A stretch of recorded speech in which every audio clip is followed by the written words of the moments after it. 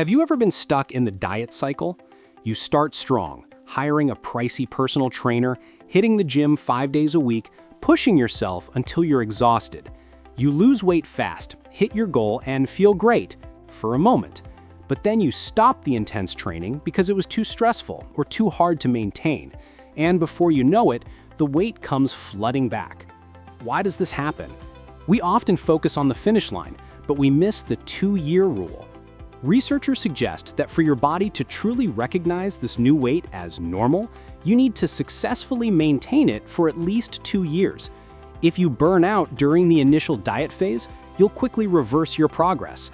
The secret to winning the long game isn't in exhausting PT sessions or spending hours on a treadmill. It's in finding a way to make exercise a long-term, enjoyable part of your daily life. If exercise becomes a major stressor, the benefits will disappear. The myth of exercise and the power of maintenance. Here's a startling truth. Exercise alone is a very slow way to lose weight. If you are around 70 kilograms, eating just one extra bowl of rice requires a significant amount of exercise, like a lot of time playing table tennis to burn off. So if exercise isn't the fastest way to drop pounds, why do experts insist on it?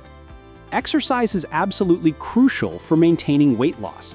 Once you've shed the pounds, continuous exercise is more effective than just continuous dieting in keeping the weight off. But here's the most fascinating part. Research shows that if you simply increase your usual amount of exercise, your body starts burning energy, primarily fat, while you sleep. Yes, you can literally burn fat while you rest, provided you exercise that day. So the goal isn't to rely on exercise to do all the heavy lifting.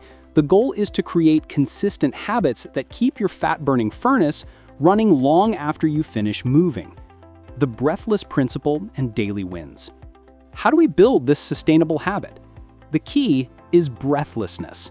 Forget worrying about complex definitions of aerobic versus anaerobic. The simple rule is, if you are slightly breathless, it counts. When you are gasping for air, you are demanding more oxygen, which is essential for burning fat. You don't need a gym membership for this. You need creative solutions in your daily life. Meet the daily walker. The daily walker takes the subway, but gets off one stop earlier to walk. They take the stairs instead of the elevator. Even during a lunch break, they take a quick, fast-paced walk around the neighborhood. The critical difference is pace.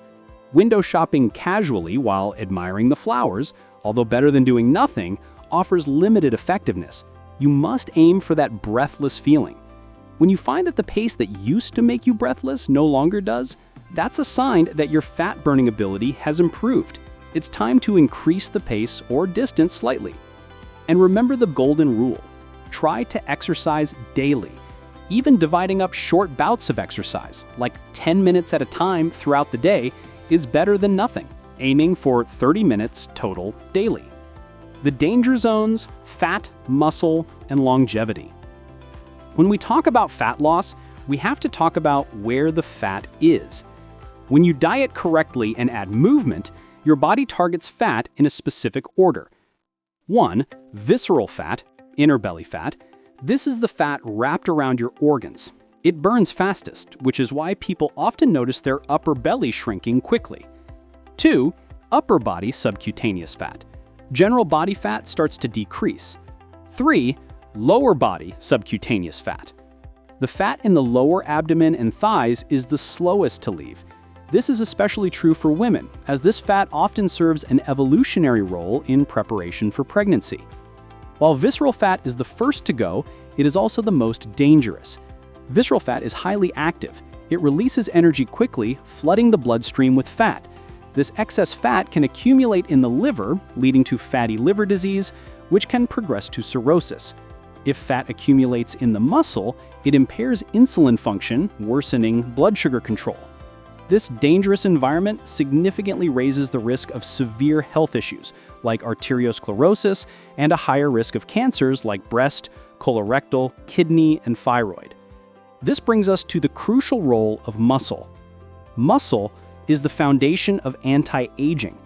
Anti-aging isn't about supplements or antioxidants, it's about maintaining adequate muscle mass through diet and exercise.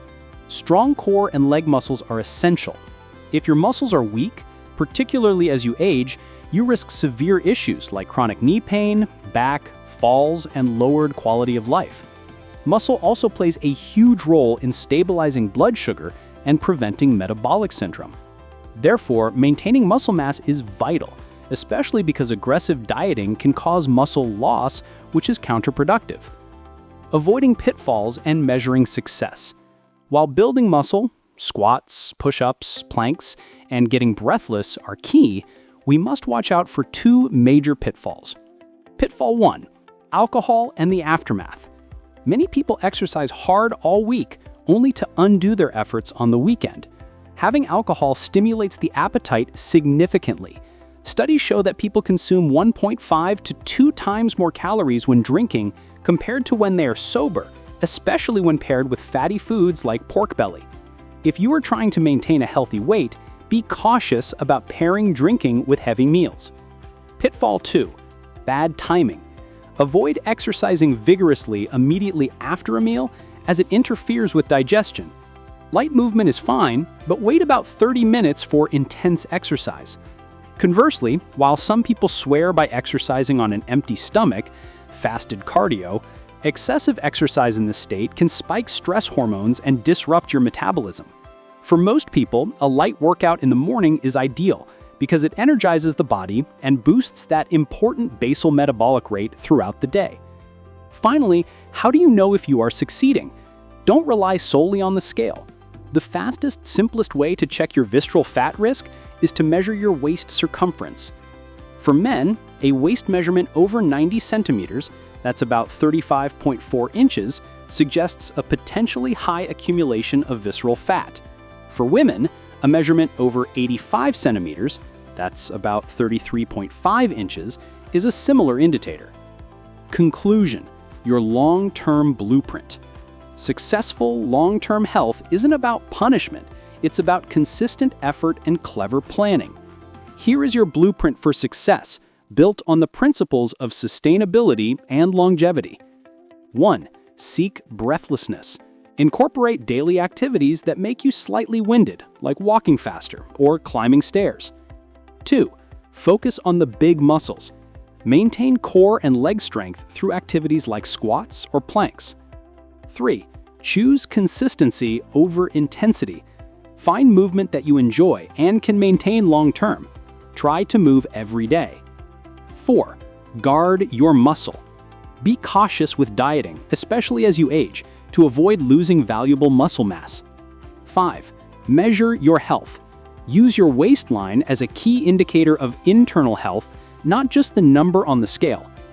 By committing to these sustainable habits, you're not just dieting, you're managing your longevity, protecting yourself from disease, and setting the stage to let your body burn fat even while you sleep. Start small, stay consistent, and enjoy the long, healthy journey ahead. Thank you for watching, and I will see you on next video.